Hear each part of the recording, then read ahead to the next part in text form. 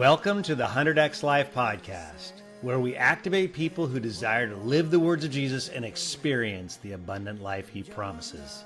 I'm your host, Rob Dayton, and I hope this podcast inspires you to put in the work of following Jesus. Now the Spirit of the Lord is upon me to bind up the brokenhearted and set the captives free.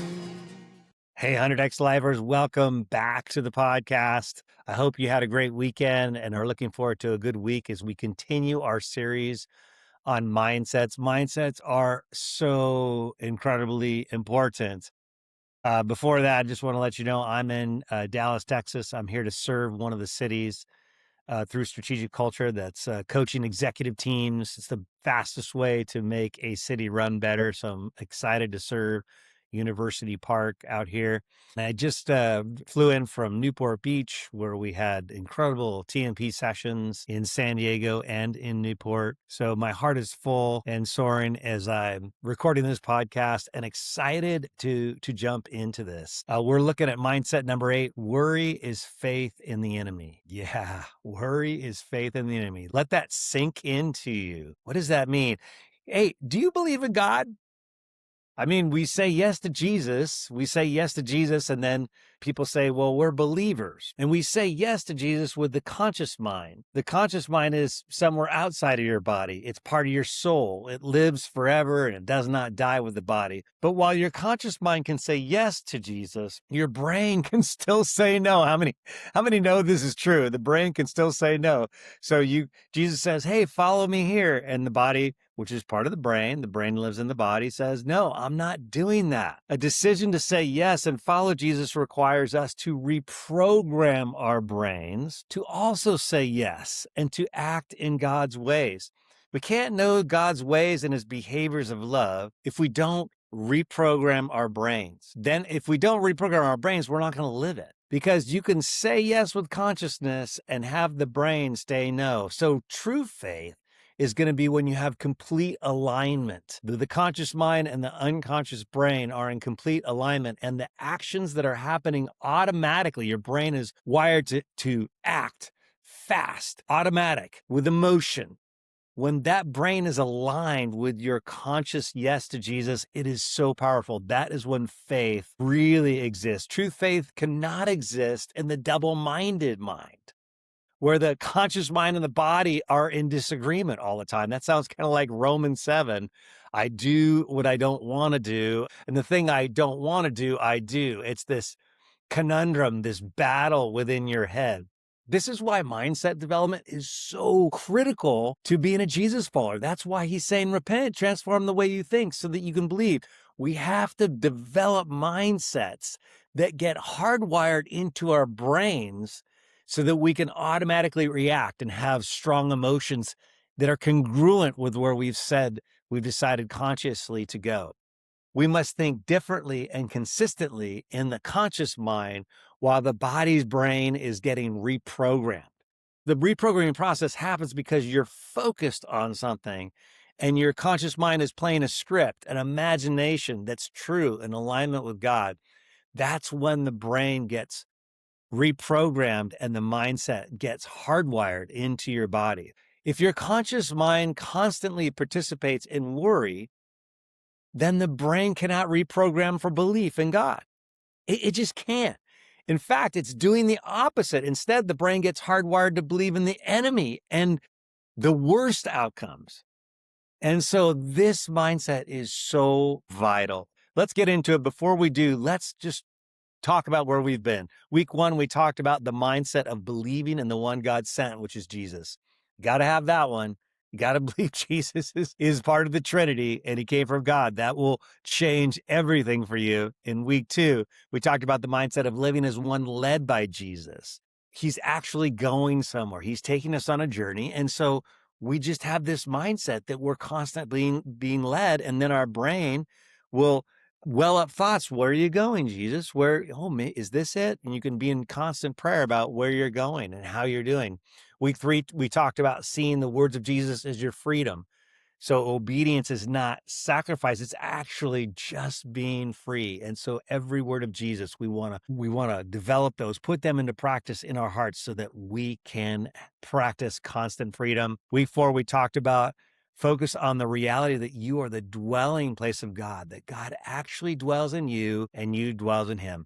Wow, that mindset is so powerful to transform just how you think about yourself, how you look in the mirror. Week 5, we talked about the reality that all people bear the image of God. This is kind of the inverse.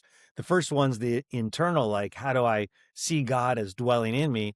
And then how do I see other people as image bearers of God? How is my mindset of looking at people as image bearers going to radically change my actions? And then week 6, we're focused on the mindset, I'm a servant to all. You want to be the greatest in the kingdom? Then you've got to be a servant to all. You've got to serve and be a slave to all. That is Jesus's recipe for greatness.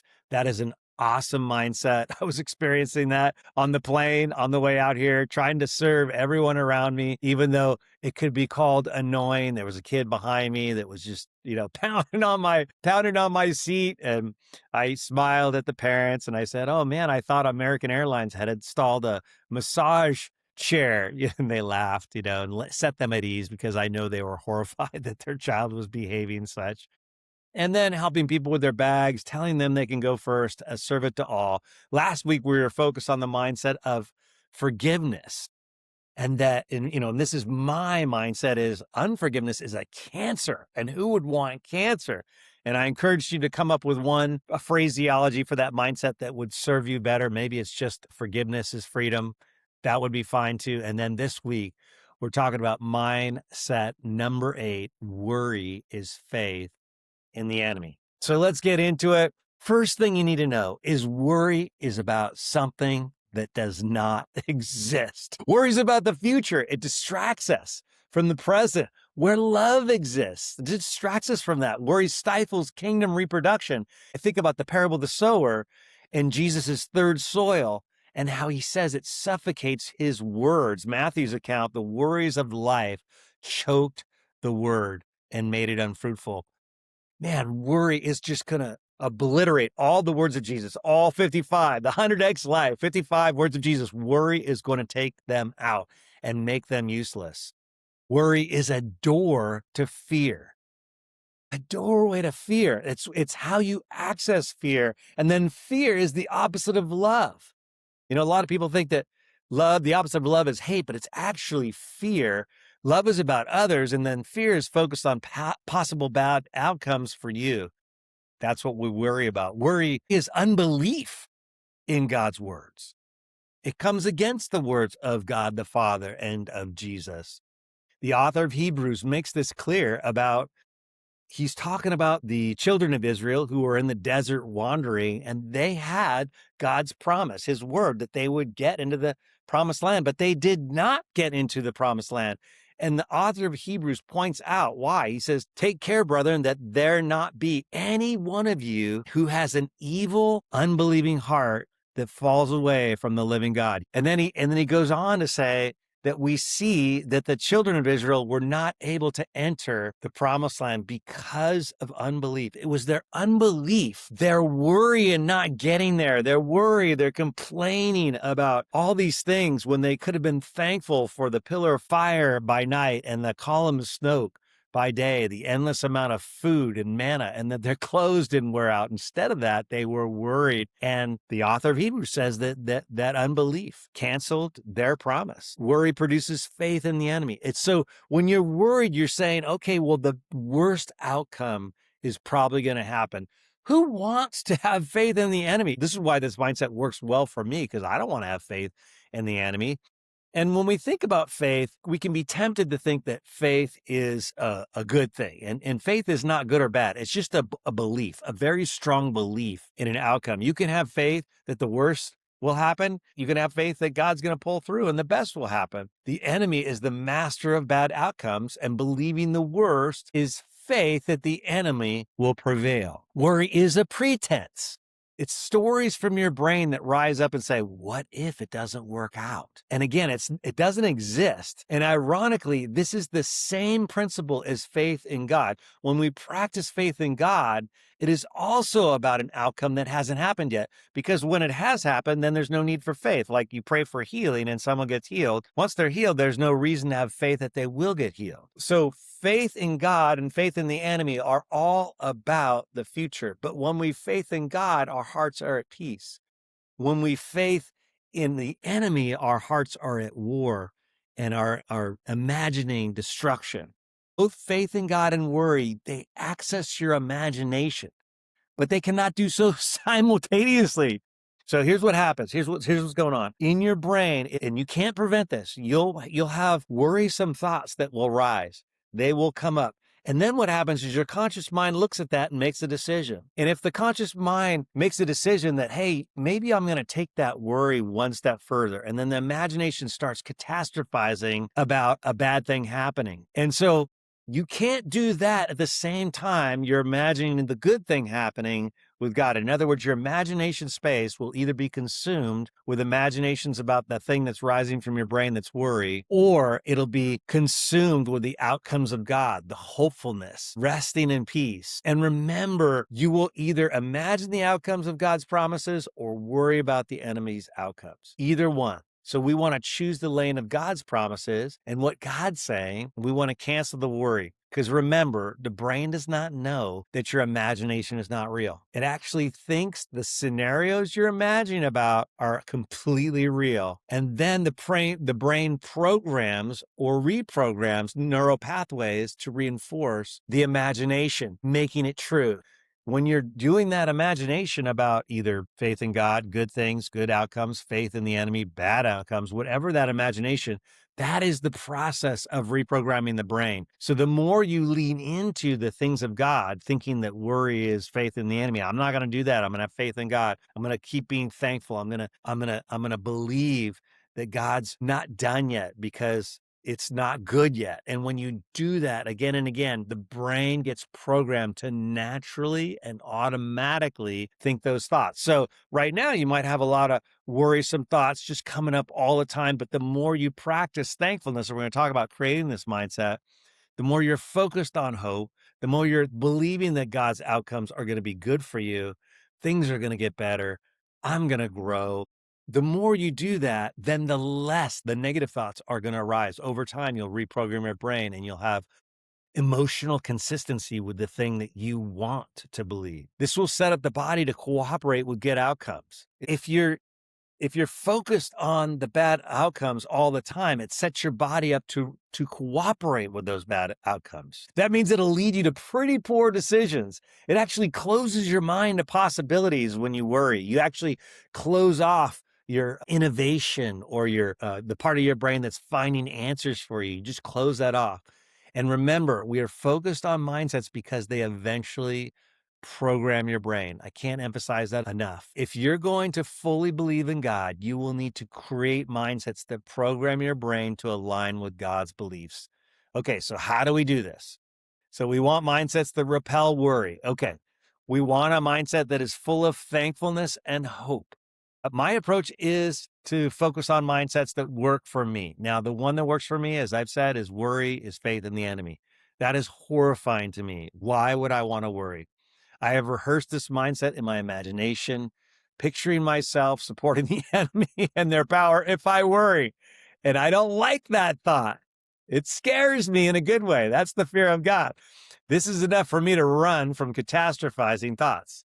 And I don't do them. Or if I do them, I catch them really, really quick. So what mindset will you create? Maybe you'd like to create a mindset that says worrisome thoughts are to be captured and destroyed. Totally cool. You know, Paul talks about in 2 Corinthians 10 that we need to take every thought captive to the obedience of Christ.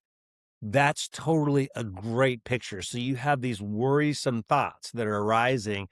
You can take those thoughts captive and make them conform to the words of Jesus, which are full of hope and love and peace and joy and patience and kindness and self-control. That's what God's word's full of. So you could just take the bad one that makes you feel bad, and it is releasing stress hormones in you and making your body feel awful, you can just take those captive.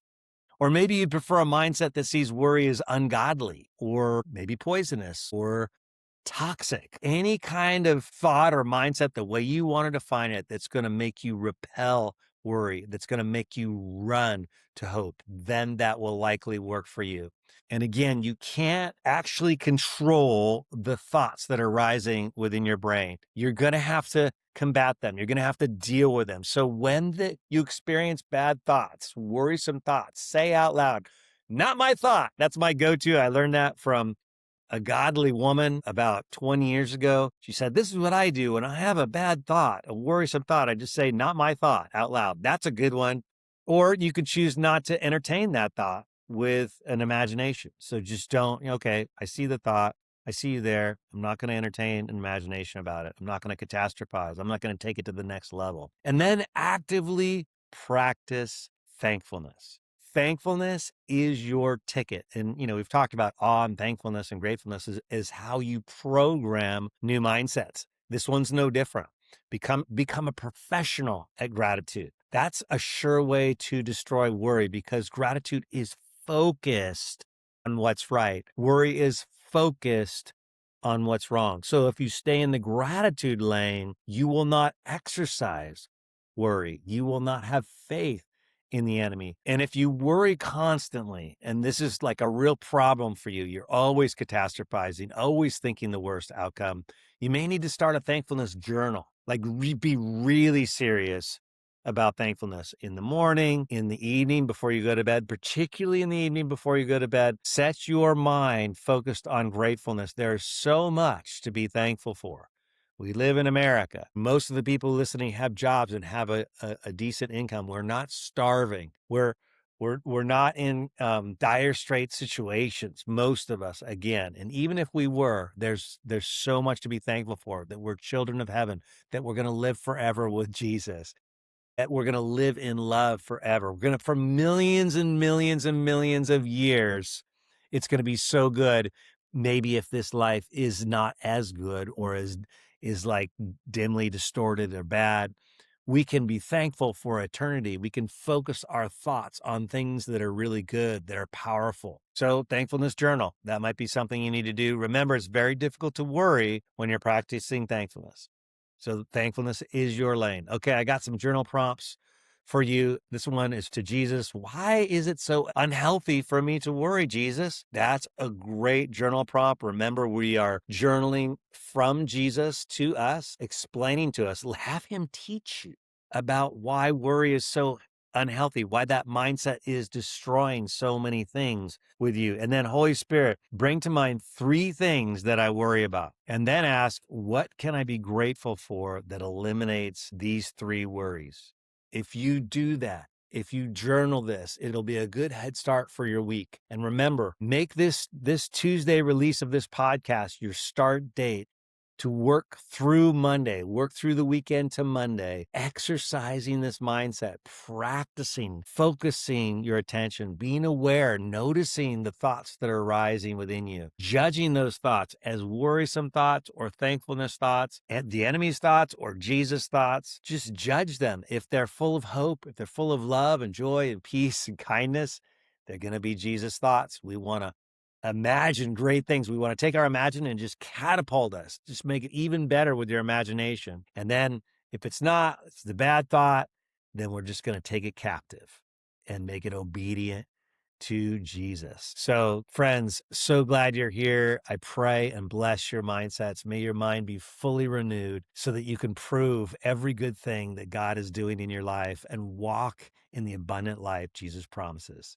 Bless you guys. See you next week. If you believe in the 100X Life movement, please follow and invite a friend by sharing this podcast. The 100X Life movement can also be found on Instagram and Facebook, and also at 100xlife.com. The 100X Life podcast was produced by Jenna D of Jenna D Services with music by Ryan Ellis.